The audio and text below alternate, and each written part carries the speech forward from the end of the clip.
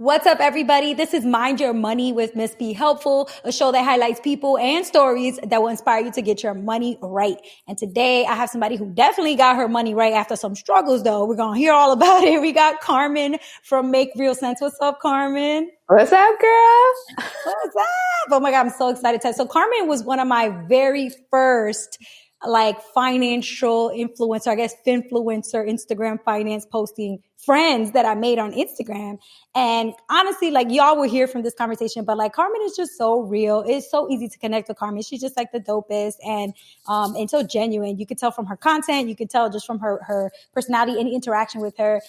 So thank you, Carmen, for taking time to just talk to me today and share your story. Absolutely. Thank you for having me. I appreciate it, girl. Of course. So I like to jump right in with some fun, juicy questions about regrets. Then after that, I want you to give people a little elevator pitch about who Make Real Sense is as a brand, what Make Real Sense is as a brand. But first, Carmen, what is the most expensive purchase that you have made in your life that you regret? You wish you could take it back to this very day.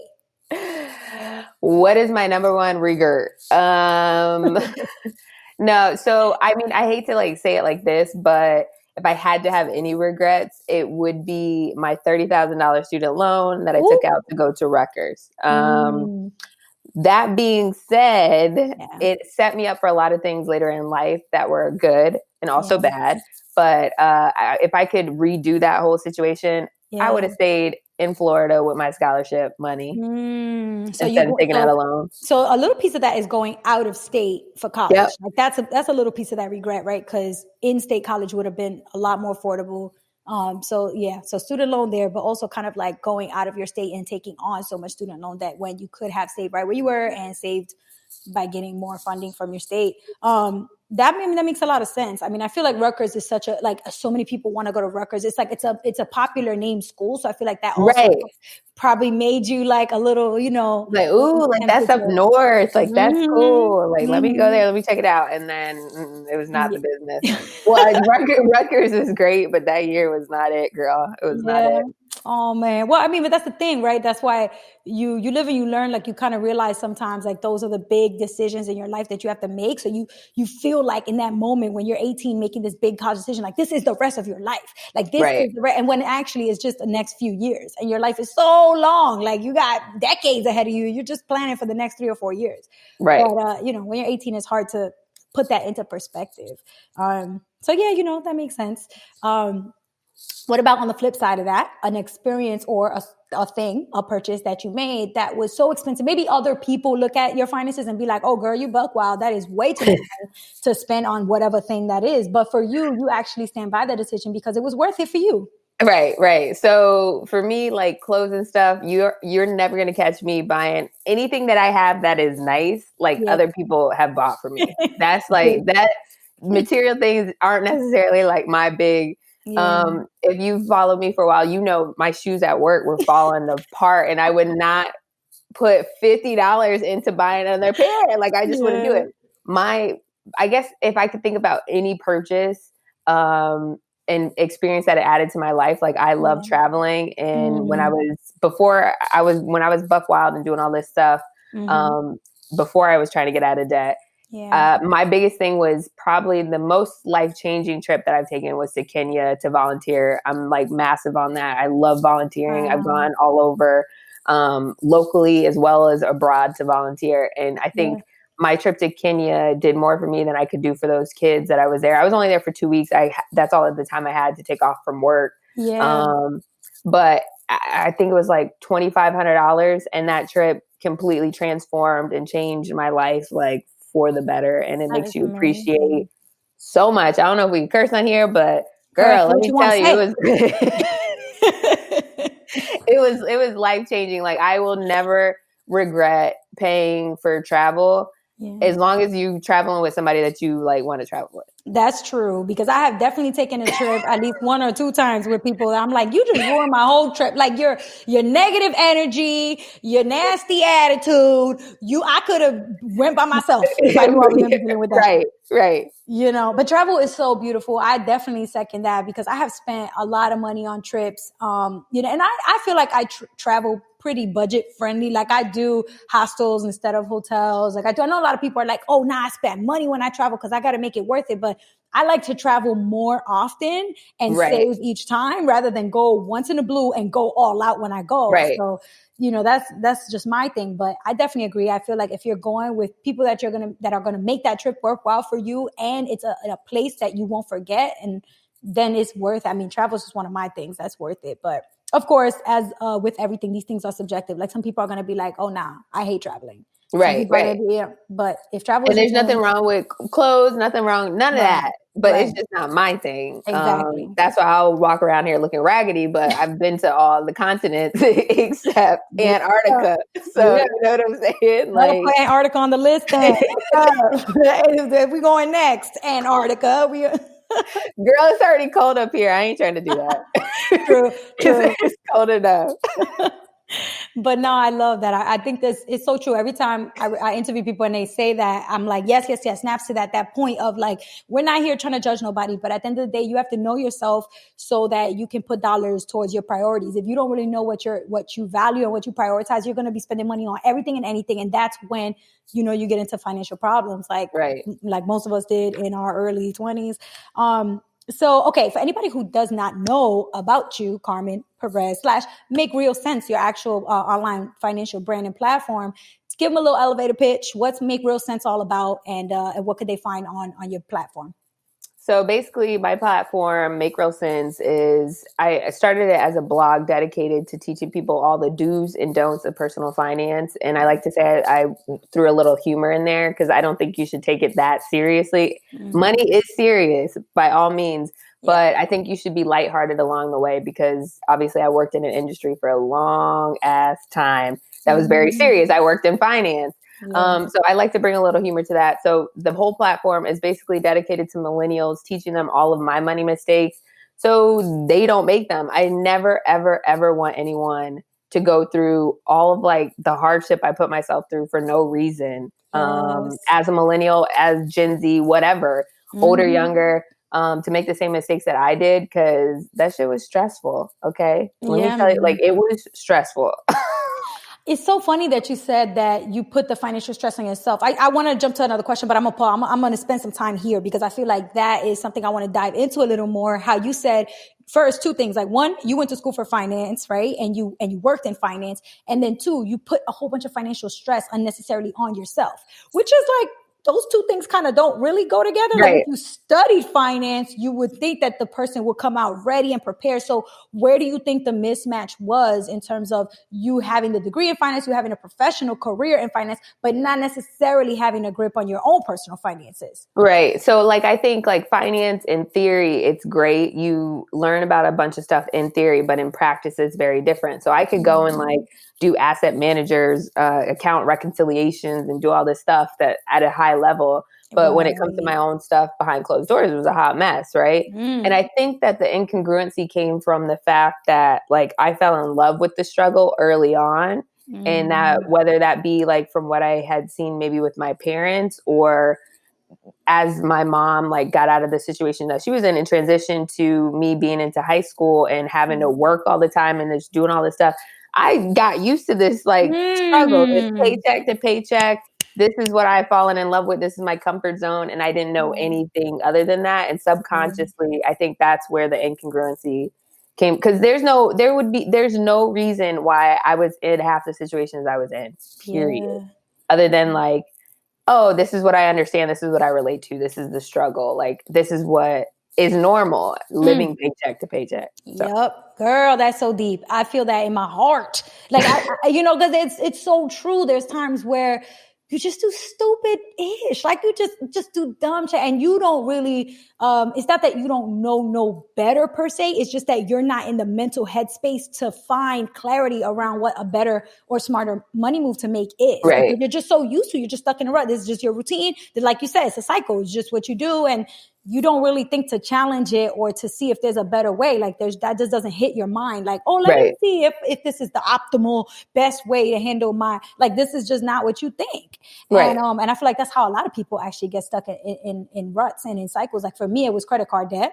That was my thing. I was just out here swiping the card. And I knew somewhere in the back of my mind, so it was a little voice like, bitch, why are you buying this coat? You don't need a third coat. You got Right, right. but this is a trench coat. You don't need a trench coat. Oh, but it's cute though, and it's on sale. But you don't have the cash. Oh, but I'm gonna put it on my credit card. It was just this constant back and forth of like these two little voices, almost like the little angel over here and the little devil over here. And until I always just convinced myself that it was fine because I just kept doing it. You talk yourself into it, and that's like, I wish I had that girl, because I don't know what I had. All I had was this little voice in the back of my head said, max it out. Your paycheck has $3 left. Whew. You got to go into the red, or you ain't living. You ain't doing this right. Girl, I thought I was bad, girl, but you seem like you were a couple levels below me. That's the only voice I had. Like, I didn't have this like, oh, you know, I didn't have this voice saying like, okay, maybe you shouldn't be doing, like, I had no, now that like, even us having this conversation, thinking back, there was no mechanism that was like, yo, what are you doing? Yeah. It was just like, oh, okay, well, you don't got the money. You can kind of overdraft your account and then put it back later. Like there was no stop mechanism. That's wild. I mean, I feel like for me, it was because, I don't know, maybe it was because, at least if I reflect on it, I was always scared of authority. Like when I was a kid in school, I was really good at school. You know, I would show up on time. I always brought the teacher an apple. I always got a 90 on my test. I was that nerdy kid who I thrived in an academic setting. I wanted to impress my teacher. I wanted to get good grades. I wanted to make my parents proud. So when I saw a due date on my credit card statement, I'm like, oh, chill, wait. The due date says tomorrow. Okay, I'm going to send $25 tomorrow. Like at least the minimum is going to get paid. So I always, did the bare minimum to keep myself in good standing financially. Yeah. But that doesn't mean I was doing well. Like I had a lot of debt. So yeah, I mean, I feel like that's probably what it was for me. But if you out there on the wild side of things, girl, you just on the thrill of like, am I going to make it? I'm over there like on the edge constantly. There's times like even my friends used to hit me up. They're like, this is such a transformation. I remember you in high school. You wouldn't be overdrafting your account. You'd just be like, fuck it. All right, let's like go swipe this. And it's going to go in the red. And that's when they used to, I don't know if you remember this, they used to let your account. Oh, yeah. Now, for the most part, they don't necessarily let you go. Yeah, I think it's a limit now on like 4. But back then, yeah. They kept charging fees and it's cool, right? I'm like, okay, well, I can run this card and then I'll pay the $35 when I get paid on Friday. Cool. Exactly. Because you think I need that money right now. It's just access to the money now. That's what I need. So that's wild. You mentioned a little bit about how maybe some of your childhood experiences, I don't want to call it trauma unless that's how you identify it as, but definitely some of the, maybe emotional things that stayed with you from some of your mom's struggles, from some of what you witnessed. Tell us about that, what it was like growing up with a single mom, or I guess she wasn't single at first, but eventually she left your dad. Tell us about what happened, as much as you're comfortable sharing, around what money lessons or things were happening that put you in that rut of a cycle afterwards. Yeah, so I think like for the most part, so quick stories, I grew up in a domestic violence household until I was 8. Okay. And then my parents, there was some situation that happened where we were kind of like living with different families for a little bit. And then we finally like reconvened with my mom because obviously that's not a household that kids should be in. She got a divorce from my father while she was in the hospital, the only opportunity she basically had. Wow. And during that time, I think that maybe I saw my parents struggling with money from some aspect. And I mean, me and my mom kind of discussed this here and there. I know like there was a lot of stuff that my father was doing, and kind of to this day still does, that is he's just not getting his finances together in the right way. Right. So I'm sure like I picked up on a lot of those things. And again, like I said, I related to the struggle growing up in like a very traumatic household, because they say that's like, you have like PSD and all that stuff from that kind of trauma. Like absolutely. Going through that, your mom getting beat all the time, that does like something to you. So I think that into your brain, of course. Into your brain, right. So I think like relating to that struggle in some way, and that transpiring, whether that be like showing up in different avenues. So, sometimes people might turn to addiction or have depression and all that stuff coming out of those kind of situations. And I think that for me, for some reason, I saw the money situation where it wasn't great, and it's still not great for, I'm sure, my father. Now we don't really speak. And just seeing that like correlate over to now my mom like struggling to be a single mom and manage 3 kids and figure like shit out. She did it though. Like she, while she was raising us, she got her associate, then went on to get her bachelor's, then went on to get her master's, and she was grinding. Like, so I think, and to an extent, I think that's how I always like, my mom's gonna be okay. She's okay. Like I can do it. I know. Like I think I definitely get my grind from her, and I always feel like maybe the reason why I was living on the edge is because like I would always figure it out. Like it would be a struggle, but I would always figure it out. But that's also not necessarily the way to live. Right. So. And it's not, I mean, I would say it's not healthy, but it is common. I would say it's not healthy, but it's common.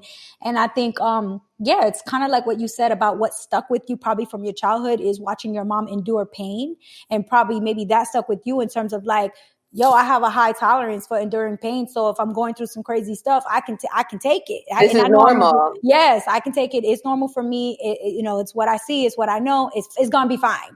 And that probably did stick with you, through a lot of stuff.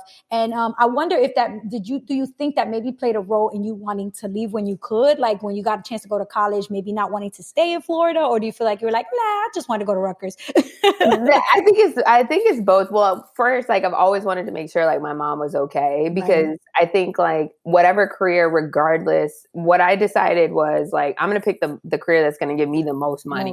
Period. What I see on TV, that's what I'm gonna try to emulate. And then unfortunately, that's a lot of people. They only have those examples accessible to them. That exposure. And my mom tried to give us exposure to a lot of people that were inspiring and all that. But at the same time, I'm like, I'm trying to be somebody that makes a lot of money. So I can make sure you're okay. I'm not stressing about you at the end of the day. So that was a mix. Like Rutgers was a strategic move as far as like, I'm going to major in finance and I need to get as close to New York as possible, possibly so I can figure out how to get a job up there. So that was like more of a strategic thing. And I think like a lot of, and even what you're saying with like identifying with pain, it's interesting because now like I have such an affinity towards like volunteering, because back when me and my mom would get kicked out of the house, my brother and my sister would stay with my father. It was just weird. And we would go to shelters. And now like I feel like it's my duty and obligation to give back and volunteer at whether it be a homeless shelter or, a kitchen, whatever I can do in my capacity, because like, if we didn't have those people, girl, I don't know where I would be. And I would make sure people don't feel ashamed to like, even now, current day, go to food pantries and get that. This one chick, I'll never forget this. Sorry to go on a tangent. No, go girl, go. This was like a couple of years ago. I had graduated and I was back in Tampa and I was working at Citigroup, when volunteered, on the weekends at this food pantry, and this girl comes in. She's my age. She has a kid, and she's like, girl, I never come in here. This isn't my thing. Like, and I was like, if you don't take this food, take extra. I was like, this is what it's here for. Right. I was like, trust me, you don't have to explain yourself. You don't have to feel ashamed for coming in here. I was like, this helped me at one point. So you're good. Like, I hope everything works out for you in the end. But never feel ashamed to come in here and ask for help and get all that stuff. So anyways, that's so the other thing that I got from my childhood is like that. I feel an obligation and it's more of an honor to be able to give back in whatever capacity that I can now as a mother. And I love that, because I feel like there's two things that happen in the volunteering, giving back space.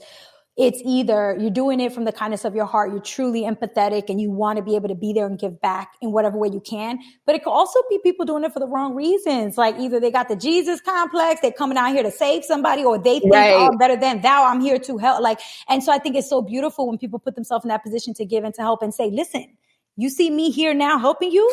I was on the other side of this table. I was where you are. And that's why I'm here. And I think it makes people feel like, wow, like, oh, I would have never thought that about you. And now I feel like this is not so bad. And I feel like I can connect with you. And like, I feel more normal. I feel like okay about doing this. And it's reassuring. It gives people a little bit more comfort in those really tough experiences. Right. Because it's a real thing. Like people feel ashamed, and it's like you shouldn't have to apologize for that. Everybody at any given moment can can fall on hard times. You never know. Nobody's immune. So, that's not something that you should feel like shameful about, period. 100%. I love that.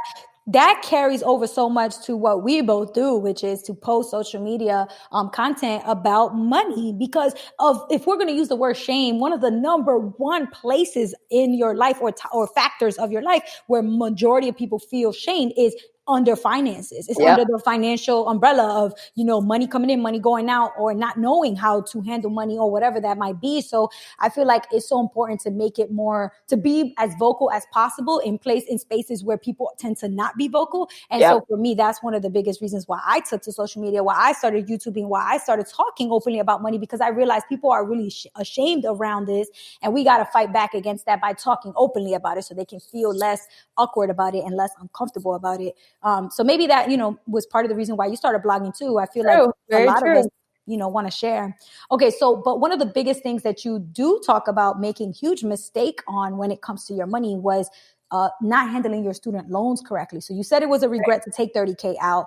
Obviously, I feel like it's because of this reason why it led to certain, setbacks into certain experiences. So you've posted about this. If anybody follows Carmen at Make Real Sense on Instagram, you've probably seen a ton of her posts when she does Ask Me Anything or when she does, general Q&A and she talks about her student loan story. So Carmen was sued by her student loans. Not that this is happening left or right or anything like that, but I think there's a lot of learnings that come from this situation. So tell us how the hell you get sued by a student loan company and, to give us a breakdown. What were the things that happened? What did you do to put yourself in that position? And then what did they do to bring, to get it to a point where they sued you and like officially took you to court, et cetera? Yeah. So let me strike the fear in y'all, just because, again, my platform, I want no one to make the same mistake. Right. So this is actually a very specific one-off case that will not apply to like 99% of the people that actually get sued for their student loan. But it's still like things that you could take away, especially if you're a student now and or getting ready to graduate.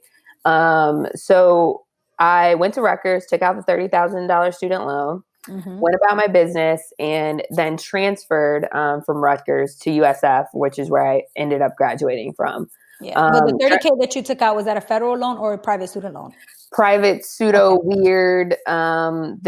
It's the NJ class loan, student class or NJ class loan, which is one of two, if not the only one in like the United States that kind of functions this way. It's actually backed by the New Jersey taxpayers or the state of New Jersey, not like at a federal level. So it's like this weird government private student loan.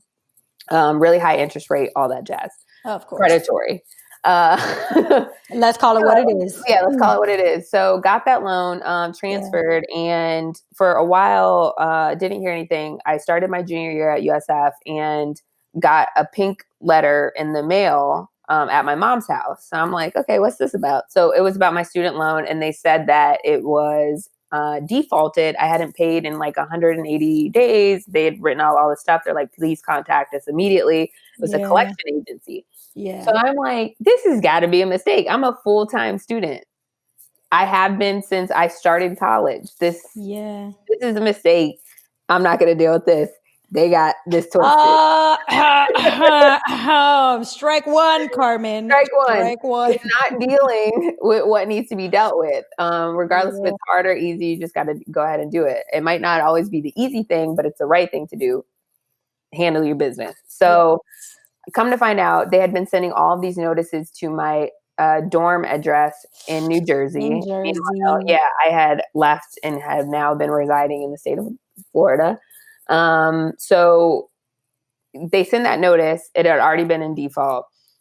I eventually called them and was like, hey, what's going on with this? This got to be a mistake. Hey, it's Carmen. You're looking for me. So like, what is this? What is this about? Right. So, and that's overwhelming too. When you're, what are you in junior? You're 20, 20, maybe 21. Yeah. You don't know what to do. My mom has her student loan. She's going through her own thing. She's trying to handle her business. I'm not trying to get in her like face about like, can you help me out with this? She already had to help me with FAFSA. So, that FAFSA. So I just wanted to leave her alone about my money situation and like figure it out. call them up and I said, hey, I think this is a mistake. And they're like, no, it's not a mistake. You defaulted. And I said, no, this is clearly a mistake because I am still a full-time student. They're like, okay, well, you're supposed to send us verification of that because you left the state of New Jersey. Now you have to send us verification. I'm like, okay, send them verification. I thought I was done. And then honestly, just kind of forgot about this loan, like left it.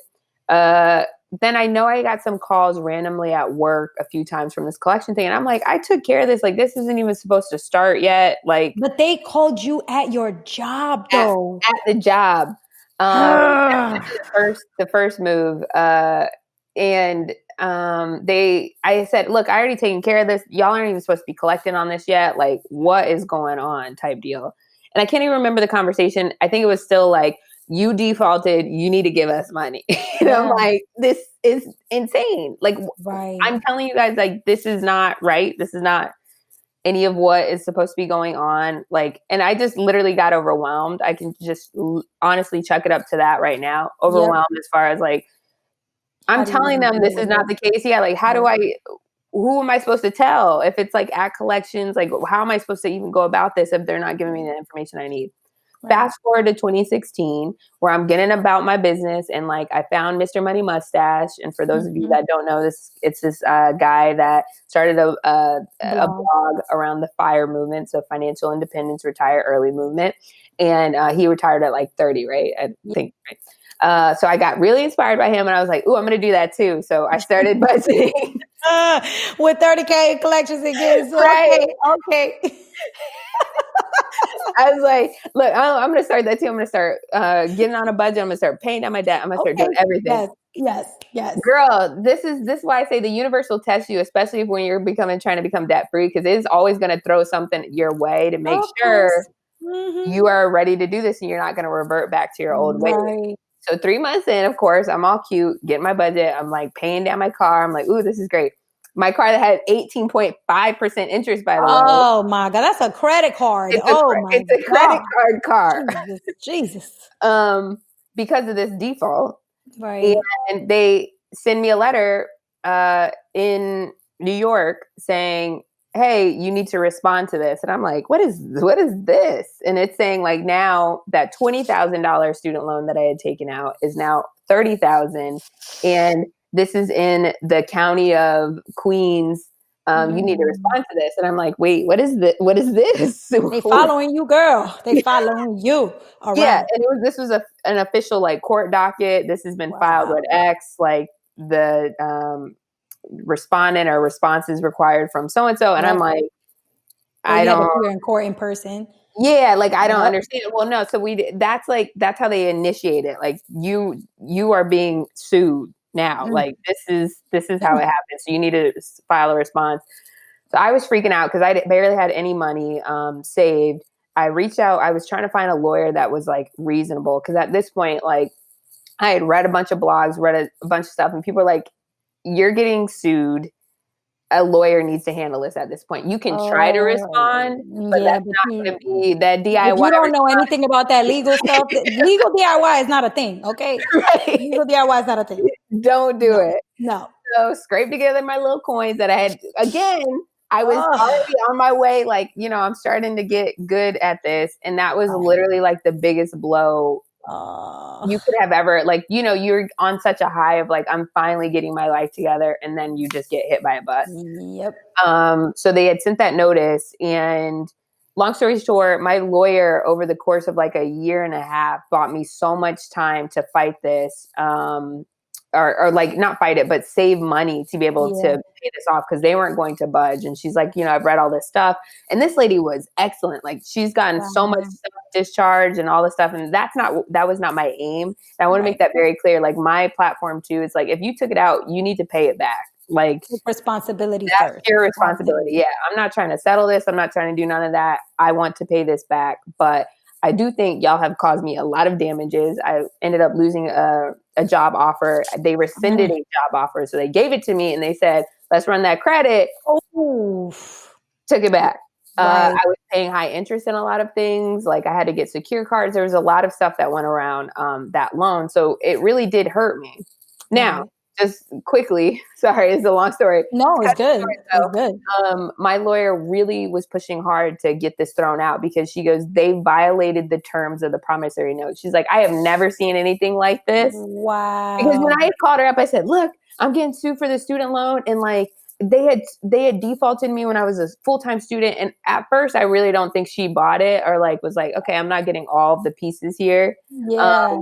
But she went over it. She got all of my student records. She got everything. I was a continuous student. The onus wasn't on me to provide verification. And you had proved that. And I had proved that I was a full-time student at the time that this has happened. And it had caused me material damages and all like, so basically in the promissory note, it said, when you fall to a part-time or lose the continuous full-time, student status, then that's when they are able to start collecting on it, which obviously they had done that prematurely because, I was supposed to send this verification, which they have access to, and the onus is on them to verify through the National Clearinghouse. And for whatever reason, they couldn't get it, but my lawyer was able to pull it up. She's like, so I don't know what's happening here. Long story short, she wanted to really get it thrown out. I said, no, look, this is something that I took out. This is something I want to pay for. It'd be nice if they could knock some of that interest down. Yeah, for sure. Which they didn't. I think they took off like $300. I ended up paying like $30,195, something that much. But she bought me enough time to save that up. To save it. But every call, I'm telling y'all right now, you never want to deal with it. Every single call, she would call me with like some kind of update. I'd be shaking. I can't tell you, like, I can't stress enough that this is probably one of the most stressful times of my life because it would have such a big impact. If I work in finance, think about it. Like, I've already lost a job because of bad credit. That's a huge thing because it's a red flag for them, right? If you have bad credit and you're dealing with other people's money, that's like a laundering risk or a flight risk that you might try to transfer some other people's money into your account to cover your obligations. And then rightfully, if you have a judgment or a bankruptcy, that really hurts your report, your whole entire everything. And you have to report that when you're applying for a job in finance or self-report it if it happens while you are in the job. So my livelihood was like on the line every phone call. Girl, it was stressful. It was stressful. So that's what happened. It's not going to happen to a majority of people because that's necessarily not going to be the case. You defaulted. That's right. But, and there are remedies and things that you can work around for that. But this, unfortunately, was a very specific case that just won't help a lot of people for that specific reason. But the overwhelm and not dealing with what I should have earlier on definitely can, I think, speak to a lot. And even beyond getting sued, like, I mean, there were times where, like, for example, I remember one time I was in college and I worked at the pizzeria on campus, and they also made sandwiches and paninis or whatever. So I was making a sandwich. It was late and the line was long. There were a bunch of drunk college kids trying to get food. I was rushing through it and I cut my thumb with one of the serrated knives. And my thumb just started bleeding. Like, mind you, I'm at the counter. I'm like, and mind you, people waiting for food. So I quickly wrapped my thumb. Like, we cleared the whole area, sanitized everything. And then I run in the back and they're like, oh, now you need stitches on that thumb, girl. There's no other way. So all right, fine. So I run to EMS, they bring, or whatever, to the, medical, they stitch me up. And they're like, okay, do you have the Brown University health insurance thing? I said, oh yeah, I'm pretty sure I have it. Okay, great. So go ahead. You're good. So I leave thinking everything's okay. Girl, I don't even try to go back to make sandwiches. No. I think girl, no, I don't. Nobody needs to eat some bloody sandwiches. But I took I took some time off and I was just kind of doing my thing. But like maybe a year later, I got a letter in the mail saying that they had been trying to contact me because that was my senior year. So I think they were sending the medical bills from the stitches to my dorm room address. And I was already back in New York and I had already, so they were basically trying to contact me, couldn't. So at that point, they decided to send me to collections. Mind you, this was only probably like a $285 or $385 bill for the stitches. And I just saw it and I was like, what is this? No, you would think I would handle it right then and there. Right. But being that I was like 22, and I was like, I don't know what this is. And so I ignored it. And it just kept getting worse and worse. They sent it to a collection agency. Collection agency was calling. to the point where I was sitting at work and I had a nonprofit job in education at that time. The phone rang at the office and the recorded voicemail message took a recording out loud and everybody in the office heard. It was like, we're looking for Yanely Espanol. I was like, you said my name all wrong. You're all wrong. But it's fine. Proud about that collection account. Like, get just the name butchered right. my whole name. First of all, that's not me, so that can't be me that owes that money because that's not me. That's not my name. That's not me. But it's just that it's that thing that the point is that message that you said where it's like, it's not just going to go away magically. You're not going to pray it away. You're not going to wish it away. You got to handle it. Put your big girl pants on, put your big boy pants on, handle it like a grown adult, make the phone calls, do whatever you got to do. I mean, it's annoying, but that's called being an adult. Once you turn 18, legally speaking, you can get credit, you can get loans, you can get a car, you can do these things because you're legally adult, which means that comes with the responsibility of handling it like an adult too, which, I mean, obviously I don't want to say that there's no financial predatory practices and things like that. And of course there's a lack of information and education, but at the end of the day, in your gut, there was a piece of paper that something wasn't right with it and you should have handled it. That's it happened to you. It happened to me. It's happened to so many people. So for younger people out there listening, you just got to handle it, man. Student loans, with cars, with credit cards, with anything. Handle it, It's not necessarily the easy thing again, but it's most of the time too, you talk and work this up to such a big deal when it really will take you 10 or 15 seconds. Like I was trying to do my 401k transfer to an IRA and I'm like, this is going to take me days. And it's going to be like, I was just being all dramatic about it. Yes. Girl, 15 minutes, girl. Yep. People get shocked, but it's really not that difficult. I mean, obviously there's certain cases where your case might be special or whatever, but for the most part, man, these things do not take a long time. We're talking about moving money from one place to another. That's a quick transaction.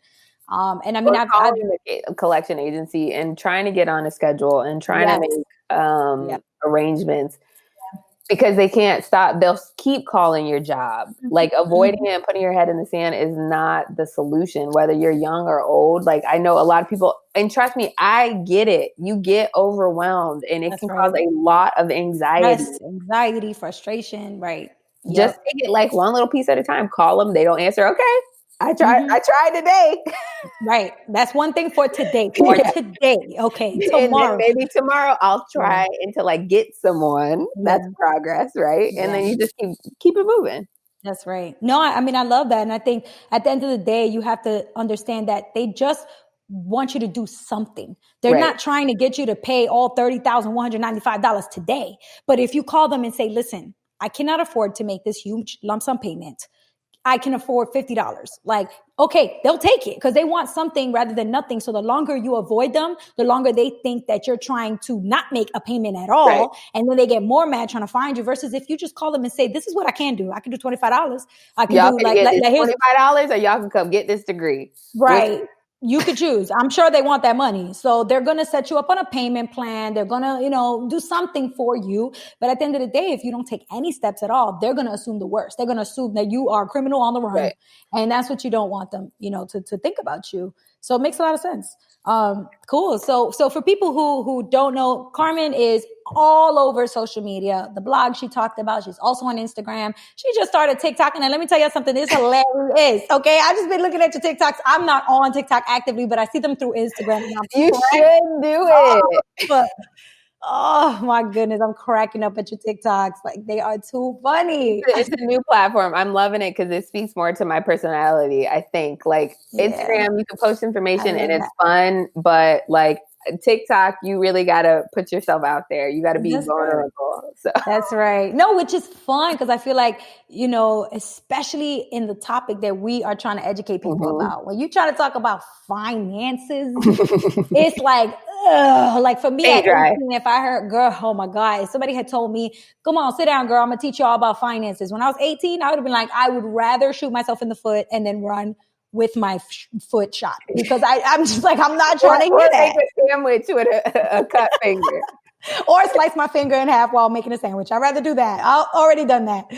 No, but it's true because I feel like when you're young, you're just trying to have fun. You want things to be a little more lighthearted. And I feel like in an academic setting, that's why a lot of kids get lost through the system or get trapped because they don't feel it's engaging. They don't feel it's fun. And if we could find more ways to help younger people connect. So I feel like TikTok is so great for that. I haven't ventured out to it on my own, but maybe, you give me a TikTok tutorial one of these days.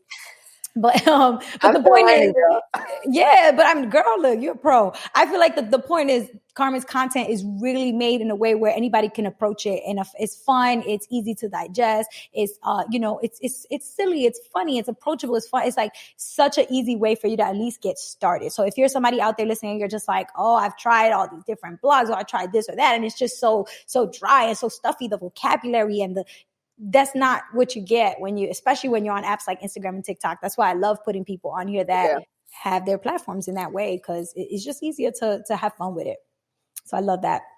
All right. So tell us a little bit about Make Real Sense. On your site, you have free templates. You're especially known for your budgeting. So you do cash budgeting and you have envelopes available, all this stuff. Tell us about all of that on the site.